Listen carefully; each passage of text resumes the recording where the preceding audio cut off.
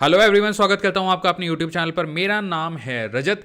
आज का जो टॉपिक होने वाला है वो होने वाला है principle and fundamentals of K means clustering. आज का जो वीडियो है ये अल्टीमेट वीडियो होने वाला है के मींस क्लस्टरिंग को समझने वाला। इससे पहले हमने देखिए क्लासिफिकेशन के काफ़ी अमेजिंग एग्जाम्पल एंड कोड देखे हैं। इससे पहले हमने logistic regression, linear regression, decision tree, random forest सारे कोड प्रैक्टिकली इंप्लीमेंट करे हैं। एंड आप इस प्लेलिस्ट में पीछे जाके वो वीडियो देख सकते हैं अगर आप चैनल पर पहली बार आ रहे हैं।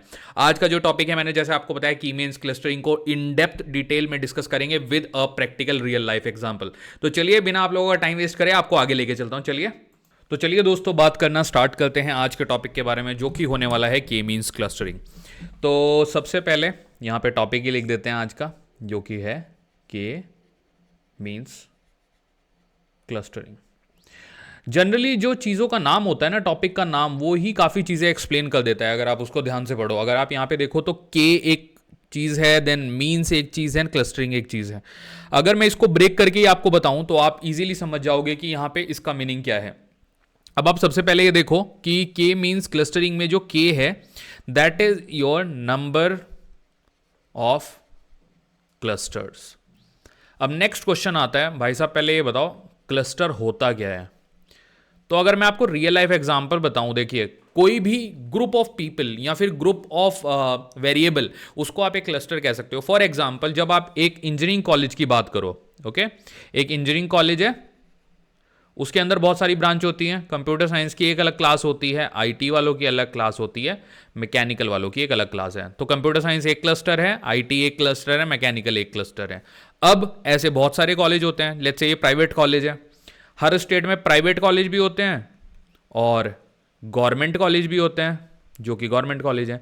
तो ये जो सारे कॉलेज हैं, ये सारे कॉलेज मिलके एक प्राइवेट कॉलेज का क्लस्टर बनाते हैं। सिमिलरली बहुत सारे गवर्नमेंट कॉलेज मिलके गवर्नमेंट कॉलेज का क्लस्टर बनाते हैं।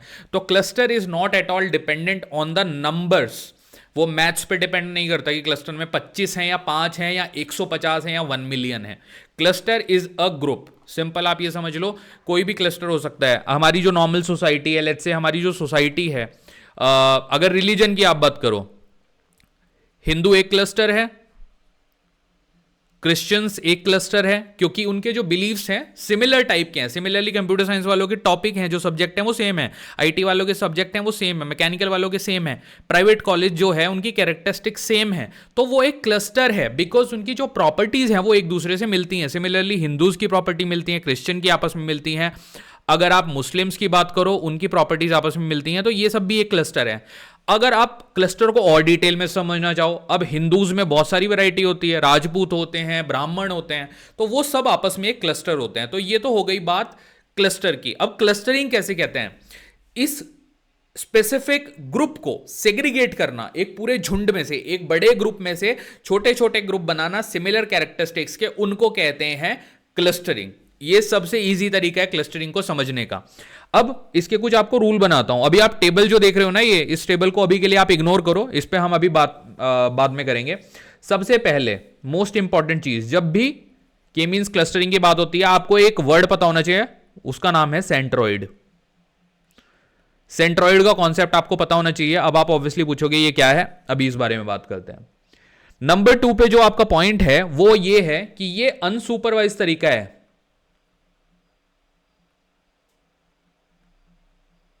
जैसे हमने जब मशीन लर्निंग स्टार्ट करी थी, मैंने आपको बताया था 2 टाइप की लर्निंग होती है मशीन लर्निंग में, सुपरवाइज और अनसुपरवाइज।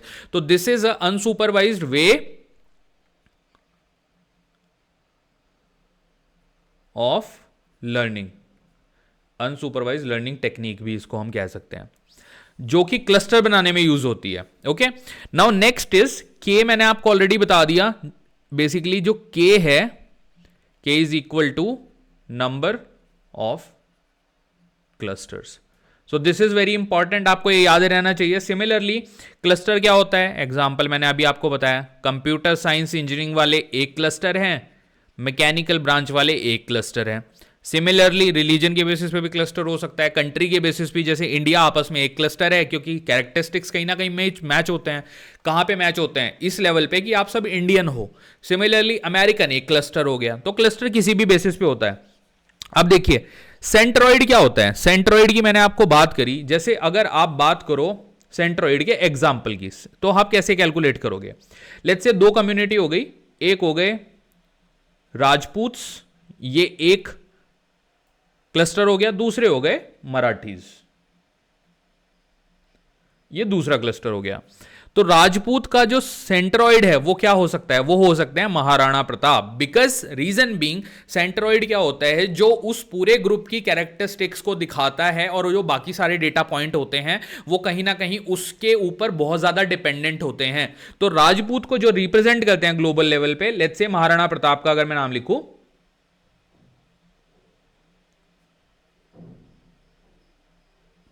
महाराणा प्रताप जी जो हैं वो आपके सेंट्रॉइड हो गए राजपूत के। सिमिलरली छत्रपति शिवाजी महाराज जो हैं वो मराठीज के सेंट्रॉइड हो गए, क्योंकि वो एक तरीके से पूरी जो ग्रुप है ना उनकी कैरेक्टरिस्टिक्स को दिखाते हैं, और जो बाकी सारे डेटा पॉइंट है, मतलब सारे महाराष्ट्रियन जो हैं या सारे राजपूत जो हैं, वो कहीं ना कहीं उनसे जुड़े हुए हैं, उनके काफी नजदीक हैं मेंटली लेवल पे। ओके, तो इसलिए इस पर्टिकुलर वैल्यू को जो आपके पूरे क्लस्टर में, क्लस्टर की जो डिस्टेंस है उनके नजदीक रखती है, अपने मतलब जो दूसरे डेटा पॉइंट है उनको खुद के नजदीक रखने के लिए मजबूर कर देती है, क्योंकि उसके अंदर ऐसी क्वालिटी होती है, उसको कहते हैं सेंट्रॉइड। तो आई थिंक ये काफी लेमन लैंग्वेज एग्जांपल मैंने लिया है ताकि आप सभी लोग इसको समझ सकें। अब चलते हैं थोड़ा इस टेबल की तरफ। तो ये हो गए 4 पॉइंट। अब 5वें नंबर पे जो हमारा पॉइंट है वो है हमारी टेबल। अब इस टेबल को सॉल्व करते हैं। Let's do using green.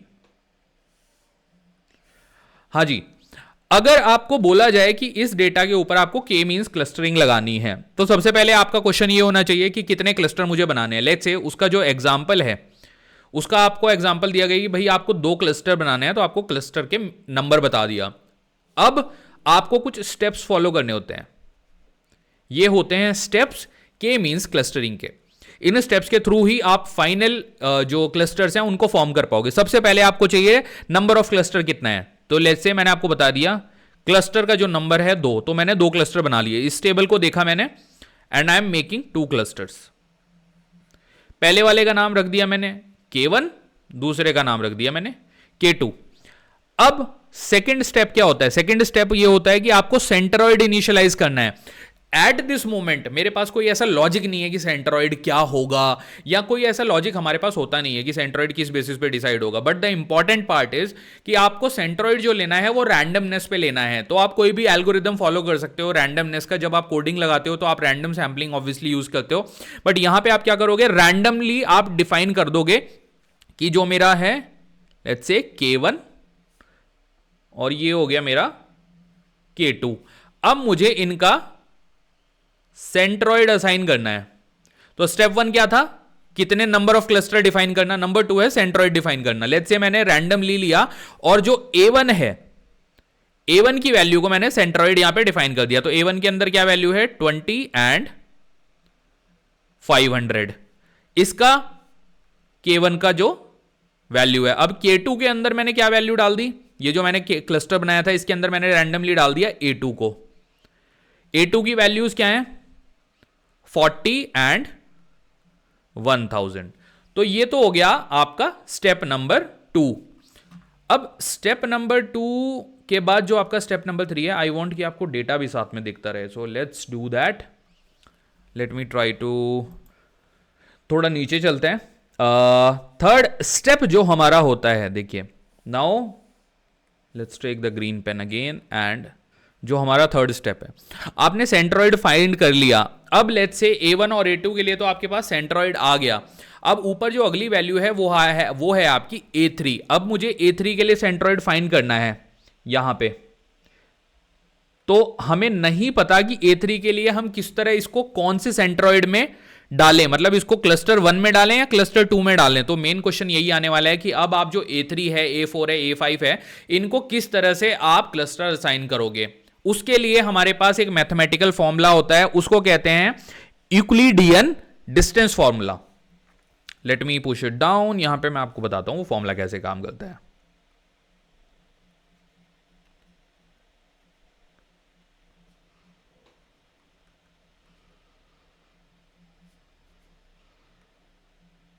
Euclidean distance formula, ये फॉर्मूला क्या कहता है? D is equal to under root के अंदर x2 माइनस x1 का square plus y2 minus y1 का स्क्वायर। अब आपको इसको कैसे डिफाइन करना है, जैसे आपको वैल्यू किसकी फाइंड करनी है, a3 की आपको वैल्यू फाइंड करनी है। तो a3 की वैल्यू आप कैसे फाइंड करोगे, लेट्स से आप इसी फॉर्मूले को यूज करो, इसी इक्वेशन को आप यूज करिए, इक्वेशन नंबर 1 है इसका नाम। सो a3 इज इक्वल टू, पहले आप फाइंड करोगे ऑन द बेसिस ऑफ, यहां पे मैं कमेंट करता हूं, क्लस्टर K1, उसके बाद आप फाइंड करोगे on the basis of cluster K2। तो दो इक्वेशन बनेंगी a3 की, दोनों एक साथ बनाते हैं। देखिए पहली इक्वेशन क्या बनेगी, जो x2 है, x2 क्या है यहां पे, x2 आप लोगे 30 और x1 आप लोगे क्लस्टर K1 के हिसाब से 20, सो 30 माइनस 20 का स्क्वायर एंड देन 800 माइनस 500 का स्क्वायर। उनका जो ये वैल्यू है, इसका a3 का है 800 और इस यहां पे सैलरी की वैल्यू है 500। तो आप क्या लिखोगे, 30 माइनस 20 का स्क्वायर प्लस यहां पे आप लिखोगे 800 माइनस 500 का स्क्वायर। अगर आप इसको पूरे को सॉल्व करोगे ना तो इसकी वैल्यू समथिंग आएगी, देखिए 30 माइनस 20 इज 10, सो 10 का स्क्वायर प्लस 800 माइनस 500 मतलब 300 का स्क्वायर। अगर आप इस वैल्यू को पूरा सॉल्व करोगे तो ये जो वैल्यू है, क्योंकि ये बाद में हमें अंडर रूट भी लेना है और ये पूरी वैल्यू है, इसका अंडर रूट होने वाला है, तो ऑब्वियसली स्क्वायर कैंसिल हो गया, तो इसकी जो वैल्यू है ना वो 300 अप्रोक्सीमेटली आएगी। तो जो A3 है उसकी जो वैल्यू K1 के लिए है वो समवेयर 300 आएगी। आप कैलकुलेट भी कर सकते हो, इट्स वेरी इजी। ओके, थोड़ा सा इसको ऊपर लेके चलते हैं, आपको प्रॉपरली दिख नहीं रहा, I think now it's clear. तो इसकी वैल्यू अप्रोक्सीमेटली, ये अप्रोक्स वैल्यू है, कैलकुलेट भी कर सकते हो आप लोग, बट मुझे आपको कॉन्सेप्ट बताना है, तो that's why I am not going there. अब जो दूसरी है, यहां पे K2 के बेसिस पे आप फाइंड करोगे। K2 में आपने क्या वैल्यू डाली है, 40 एंड 1000, तो अब आप क्या करोगे, बहुत इजी है, 30 माइनस 40 का स्क्वायर प्लस 800 माइनस 1000 का स्क्वायर। इसको अगर आप सॉल्व करोगे इसकी वैल्यू आएगी अप्रोक्सीमेटली 200 के आसपास। अब हमें ऑब्वियसली डिस्टेंस फाइंड करना था, तो ये हमारा आ गया डिस्टेंस। आपने A3 के लिए डिस्टेंस ही फाइंड करा है बेसिकली। तो एक आपका डिस्टेंस आया 300, दूसरा आपका डिस्टेंस आया 200, मतलब क्लस्टर नंबर K1 से आपका डिस्टेंस है 300, क्लस्टर नंबर K2 से आपका डिस्टेंस है 200। बहुत ही इजी है, कंफ्यूज बिल्कुल मत होना। अब जो ये जो वैल्यू है ना, डेटा पॉइंट A3 है, इसका जो डिस्टेंस है वो ऑब्वियसली K2 से पास है, तो आप क्या करोगे, K2 में डाल दोगे इसको। अब जो वैल्यू है, अब जो आपका नया क्लस्टर बनेगा, K2 का जो क्लस्टर बनेगा, K1 तो एज इट इज रहेगा, देखो K1 की वैल्यू वही रहेगी जो हमने वहां पे बनाई है। मैं फिर से क्लस्टर बनाता हूं, ये है आपका K1, K1 में क्या आएगा, A1 ही रहेगा और यहां पे रहेगा 20 एंड 500। बट जो K2 है ना, K2 में आपकी वैल्यू हो जाएंगी चेंज। अब A3 ऑब्वियसली यहां पे आ गया, A2 यहां पे पहले से था, A2 की वैल्यू थी 40 एंड 1000, अब यहां पे आ गया A3। तो A3 की वैल्यू के बेसिस पे अब आपको फिर से सेंट्रॉइड फाइंड करना है, ये है आपका step number 4। Again find centroid, क्योंकि अब ये करेक्ट सेंट्रॉइड नहीं है। सेंट्रॉइड आप कैसे निकालोगे, सेंट्रॉइड निकालने के लिए आपको कुछ नहीं करना, सिंपल मीन लेना है। अब देखो यहां पे A3 की वैल्यू क्या क्या थी, A3 की वैल्यू देखते हैं जाके टेबल में। A3 की वैल्यू है 30 एंड 800, तो क्या करो यहां पे 30 एंड 800 लिख लो। अब मीन कैसे निकलेगा, देखो मीन ऐसे निकलेगा, 40 में तो प्लस होगा 30 एंड इसको करोगे डिवाइड बाई 2, कॉमा 1000 प्लस 800, ये वाला 1000 प्लस ये वाला 800 डिवाइड बाई 2, यहां पे आ जाएगी वैल्यू 35, 1000 प्लस 800 1800 डिवाइड बाय ये आ जाएगा 900। अब जो आपका K2 क्लस्टर बनेगा ना भाई साहब, वहां पे जो A2 रहेगा और A3 दो एलिमेंट आपके रहेंगे इस क्लस्टर के अंदर। बट जो अब आपका सेंट्रॉइड है ना, उसकी वैल्यू चेंज हो जाएगी। सेंट्रॉइड है अब आपका 35 एंड 900।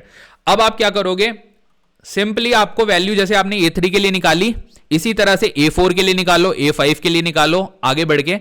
बट जब A4 के लिए आप वैल्यू निकालोगे ना, A4 की जो वैल्यू आप सर निकालेंगे वो आप K1 की तो यही वाली वैल्यू लोगे जब क्लस्टर 1 के लिए निकालोगे 20 एंड 500।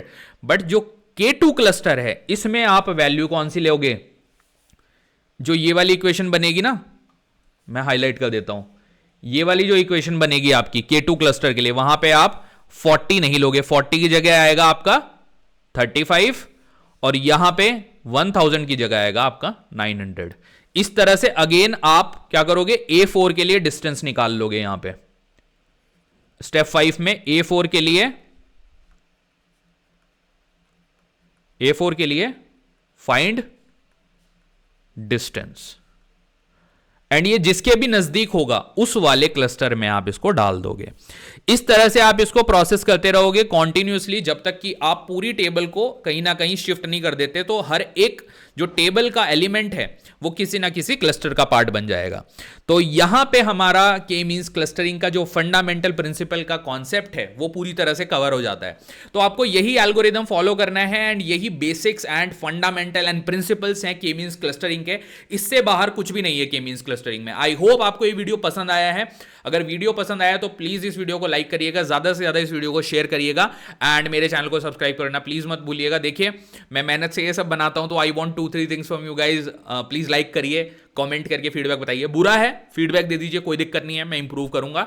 एंड मेरे चैनल को सब्सक्राइब करिए। Thank you so much guys, and all the best. अगले वीडियो में आपसे मिलता हूं practical implementation K means clustering के।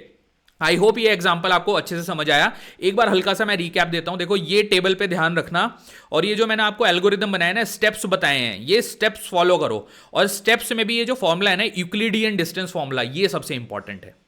ओके, तो चलिए इसी नोट पे इस वीडियो को यहां पे एंड करता हूं, and please subscribe to my YouTube channel guys. All the best.